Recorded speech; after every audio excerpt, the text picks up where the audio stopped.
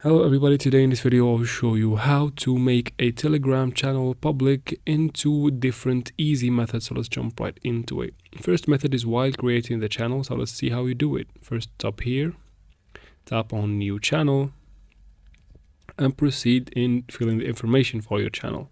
Once you're done, tap on the tick, and then from here just make sure that the public channel feature or the public channel setting is selected. Once you're done, just proceed in making your channel the way you used to do. Now, if you have already created a channel and it is private, just tap on the channel that you want to make public and then tap on its name right here. From here, tap on the pen. And then once you're here, tap on channel type. You can see it is set to private. Tap on public channel to make it public and then give it a public link. Make sure that it is available and then tap on the tick on the top right corner, and that's how you do it, guys. Like the video if it was useful for you, and also subscribe for future videos like this one. Don't forget to comment, and thank you for watching.